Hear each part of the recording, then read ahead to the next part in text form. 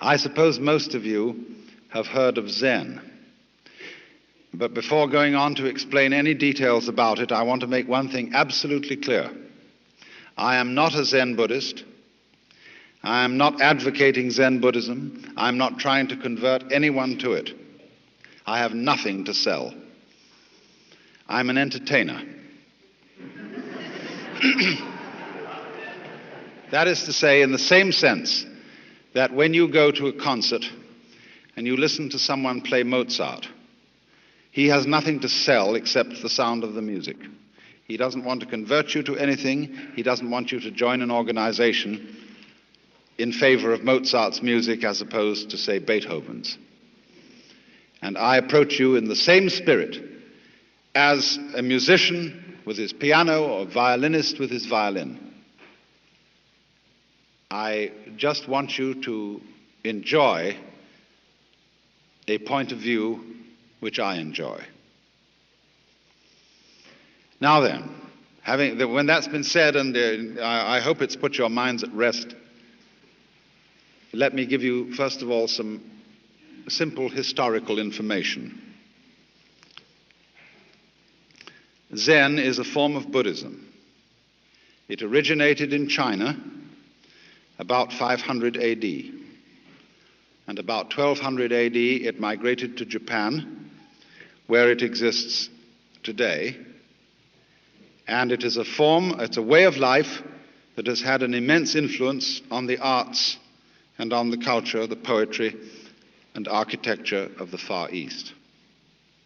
It has lately become of enormous interest to many people in other parts of the world. Now, normally when one talks about Buddhism, and Zen is a form of Buddhism, it is supposed that you're talking about a religion. And people are apt to classify themselves as Buddhists, as they might say, I am a Catholic, or a Methodist, or a Baptist, or an Episcopalian, or a Jew. But that is rather misleading. Buddhism is not a religion in that sense. If we want to find an equivalent to Buddhism in our society today in the West, probably the nearest thing to it is psychotherapy. When a person goes to a psychiatrist or a psychoanalyst to work out a serious personal problem, not because he's just nutty, not necessarily because he has hallucination or excessive singing in the ears with no clear physical origin, but when a person feels that his whole life is somehow disoriented and wrong, and he doesn't go to the preacher because the preacher only moralizes to him and says, my man, you should have more faith in God or something. So he goes instead to a doctor because in our day, a man with the tag of science on him has more prestige than a man who has the tag of religion. And so when a psychiatrist goes to work on you, his objective is more or less to change your state of consciousness. That is to say, if your state of consciousness, your state of mind, is one of being day after day constantly depressed, the objective of going to a psychiatrist or a psychotherapist is to have your state of consciousness changed to one of happiness.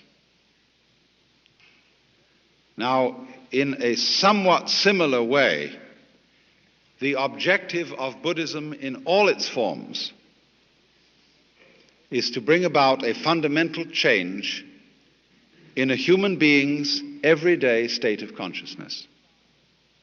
If I make it yet more specific, it's to bring about a change in your sense of personal identity, that is to say, in your sensation of who and what you are. And in this way, Buddhism, which I suppose you know, is a method of changing consciousness, discovered or invented by a man called Gautama, who lived in India shortly after 600 BC, who was given the title Buddha because the word means the awakened one, the man who woke up. And therefore, that very title suggests that ordinary people are asleep. I remember a very wise man who used to give lectures like this. And when he came in, he used to be silent, and he'd look at the audience. And he'd gaze at everybody in the audience particularly for a long time, and everybody would begin feeling vaguely embarrassed. And when he had gazed at them for a long time, he'd say, "Wake up! You're all asleep. And if you don't wake up, I won't give any lecture." Now, in what sense are we asleep? The Buddhist would say that almost all human beings have a phony sense of identity, a delusion, a hallucination as to who they are. I'm terribly interested in this problem of identity, and I try and find out what people mean when they say the word I. I think this is one of the most fascinating questions. Who do you think you are? Now, what seems to develop is this. Most people think that I is a center of sensitivity somewhere inside their skin. And the majority of people feel that it's in their heads. Civilizations in different periods of history have differed about this. Some people feel that they exist in the solar plexus. Other people feel that they exist about here. But in American culture today, or in the Western culture in general, most people feel that they exist in here. And there is, as it were, a little man sitting inside the center of the skull. And he has a television screen in front of him, which gives him all messages from the eyeballs. He has earphones on, and that gives him all messages from the ears. And he has in front of him a control panel with various dials and buttons and things, which enable him to influence the arms and legs and to get all sorts of information from the nerve ends. And that's you. So we say in popular speech, I have a body. Not I am a body, but I have one, because I am the owner of the body in the same way as I own an automobile. And I can take the automobile to the mechanic, and occasionally in the same way I have to take my body to the mechanic, the surgeon, the dentist, the doctor, and have it repaired. But it belongs to me. It goes along with me. I'm in it.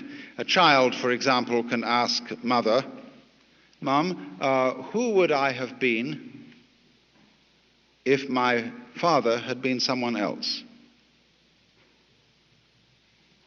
That seems a perfectly simple and logical question for a child to ask, because of the presumption that your parents gave you your body and you were popped into it, maybe at the moment of conception or maybe at the moment of birth, from a repository of souls in heaven, and your parents simply provided the physical vehicle. So that age-long idea that is indigenous, especially to the Western world, is that I am something inside a body, and I am not quite sure whether I am or am not my body. Some doubt about it. I say, I think, I walk, I talk, but I don't say I beat my heart. I don't say I shape my bones. I don't say I grow my hair. I feel that my heart beating, my hair growing, my bone shaping is something that happens to me. And I don't know how it's done. But other things I do. And next, I feel quite surely that everything outside my body is quite definitely not me. There are two kinds of things outside my body. Number one is other people. And they're the same sort of thing as I am. But also they are all little men locked up inside their skins. And they're intelligent, they have feelings and values, and are capable of love and virtue. But the number two is the world that's non-human, that we call nature. And that's stupid. It has no mind. It has emotions, maybe, in animals. But on the whole, it's a pretty grim business. Dog eat dog. And when it gets to the geological level, it's as dumb can be. It's a mechanism. And there's an awful lot of it. And that's what we live in the middle of. And the purpose of being human is, we feel, to subjugate nature, to make it obey our will. And we arrived here, we don't feel that we belong in this world. It's foreign to us. In the words of the poet Houseman, I, a stranger and afraid, in a world I never made. And so all around us today, we see the signs of man's battle with nature. I'm living at the moment in a marvelous house in the Hollywood Hills. And we are overlooking a lake. And on the other side of the lake, the whole hill has suddenly been interrupted with a ghastly gash where they have made level lots for building tract homes of the kind you would build on a flat plain. This is called the conquest of nature. These houses will eventually fall down the hill because they are causing soil erosion and they're being maximally stupid. The proper way to build a house on a hillside is to do it in such a way as to effect the minimum interference with the nature of the hill. After all, the whole point of living in the hills is to live in the hills. There's no point in converting the hills into something flat and then going and living there. You can do that already on the ground. So the more people live in the hills, the more they spoil the hills, and they're just the same as people living on the flat ground. I mean, how stupid can you get? Well, anyway, this is one of the symptoms of our phony sense of identity, of our phony feeling that we are something lonely, locked up in a bag of skin, confronted with a world, an external, alien, foreign world that is not me. Now, according to certain of these great ancient philosophies, like Buddhism, this sensation of being a separate, lonely individual is a hallucination. It's a hallucination brought about by various causes, the way we are brought up, being the chief of them, of course. I remember as a child, and you probably have very similar memories to mine, that all our parents were desperately interested in identifying us. Don't you remember that sometimes you went out and played with other children, and there was someone in the group of other children you admired and looked up to, and you came home imitating the mannerisms of that other child? And your mother said to you, Johnny, that's not you, that's Peter.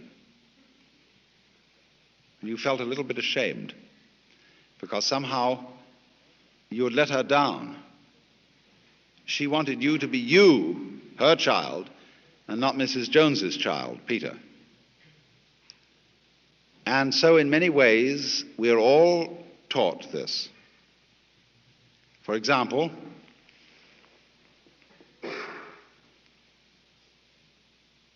the main thing that we're all taught in childhood is that you must do that which will only be appreciated if you do it voluntarily.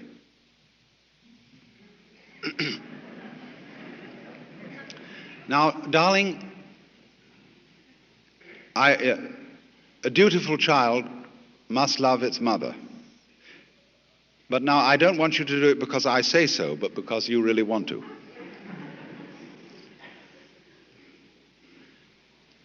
Or you must be free. See, this comes into politics. Everybody must vote. You see, imagine, you're members of a democracy, and you must be members of a democracy. See, you're ordered to. Crazy. Also, thou shalt love the Lord thy God. Is that a commandment or a joke?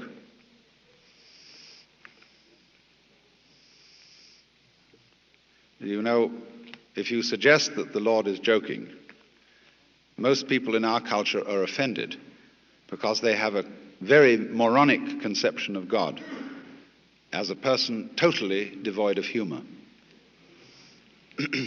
But the Lord is highly capable of joking, because joking is one of the most constructive things you can do. So, when you are told who you are, and that you must be free, furthermore that you must survive, you must go on living, and that becomes a kind of compulsion, you get mixed up.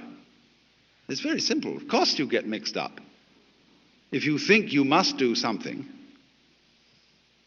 which will only be the thing required of you if you do it freely.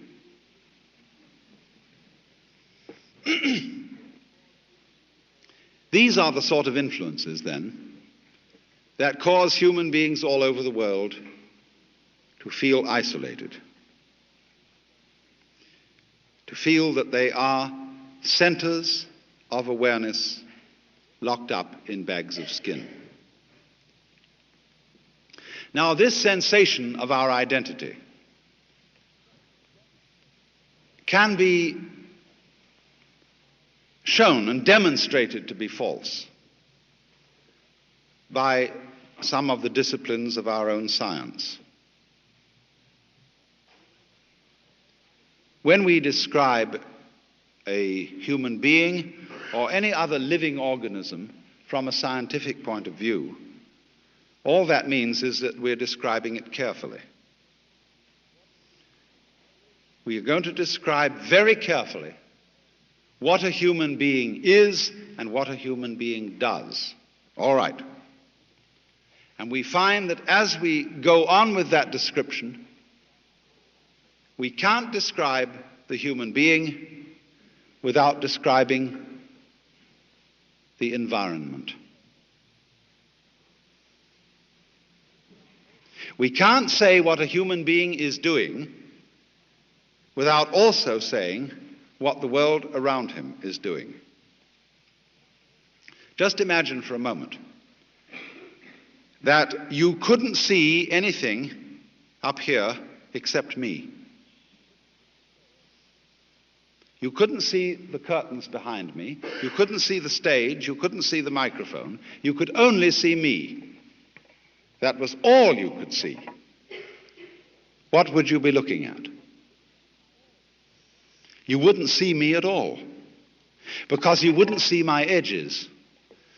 And my edges are rather important for seeing me. My edges would be identical with the edge of your eyesight, with that vague oval curve, which is the field of vision. And what you would be looking at would be my necktie, my nose, my eyes, and so on, but you wouldn't see my edges. So you'd be confronted with a very strange monster, and you wouldn't know it was a human being. Because to see me, you need to see my background. And therein lies a clue of which we are mostly ignorant. In Buddhist theory, the cause of our phony sense of identity is called avidya, and that means ignorance, although it's better to pronounce it ignorance. Having a deluded sense of identity is the result of ignoring certain things. So when you look at me, and I manage by behaving up here in a kind of a more or less interesting way, I cause you to ignore my background because I concentrate attention on me. Just like a conjurer, a stage magician, in order to perform his tricks, misdirects your attention. He talks to you about something he's doing here, and he talks to you about his fingers and how empty they are, and he can pull something out of his pocket in plain sight and you don't notice it. And so a magic happens. That's ignorance. Selective attention, focusing your consciousness on one thing to the exclusion of many other things.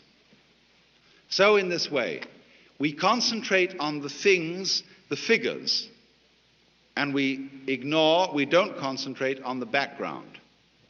And so we come to think that the figure exists independently of the background. But actually, they go together.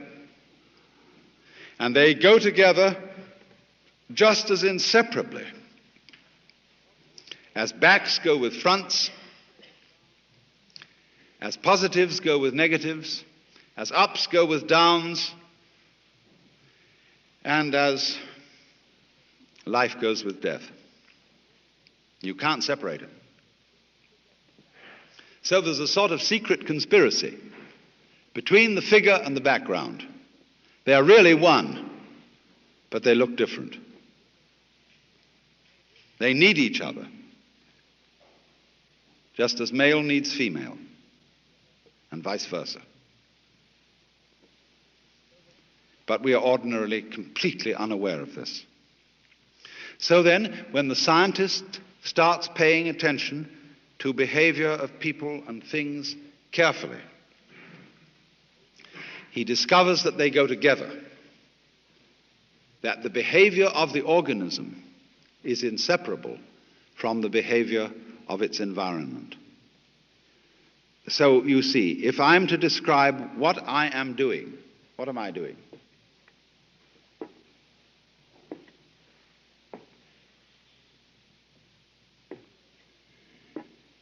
Am I just waving my legs back and forth? No, I'm walking. And in order to speak about walking, you have to speak about the space in which I am walking, about the floor, about the direction, left or right, in relation to what kind of room, what kind of stage, what kind of situation. Because if there isn't a ground underneath me, I can't very well walk. So the description of what I am doing involves the description of the world. And so the biologist comes to say that what he is describing is no longer merely the organism and its behavior. He is describing a field which he now calls the organism-environment. And that field is what the individual actually is. Now, this is very clearly recognized in all sorts of sciences. But the average individual, and indeed the average scientist, does not feel in a way that corresponds to his theory. He still feels as if he were a center of sensitivity locked up inside a bag of skin. The object of Buddhist discipline, or methods of psychological training, is, as it were, to turn that feeling inside out, to bring about a state of affairs in which the individual feels himself to be everything that there is, the whole cosmos, focused, expressing itself here. And you as the whole cosmos expressing itself there and there and there and there and there and so on. That what, in other words, the reality of myself fundamentally is not something inside my skin, but everything, and I mean everything, outside my skin. But doing what is my skin and inside it. I mean, imagine that every one of us, look, in the same way that the sea, when the ocean has a wave on it, the wave is not separate from the ocean, is it? Every wave on the ocean is the whole ocean waving. The ocean waves and it says, yoo-hoo, I'm here, see? But I can wave all over the place. I can wave in many different ways. I can wave this way, go and wave that way. So the ocean of being waves every one of us. And we are its waves. But the wave is fundamentally the ocean. Now, in that way, your sense of identity would be turned inside out. You wouldn't forget who you were. You wouldn't forget your name and address, your telephone number, your social security number, and what sort of role you're supposed to occupy in society. But you would know that this particular role that you play, this particular personality that you are, is superficial, and the real you is all that there is.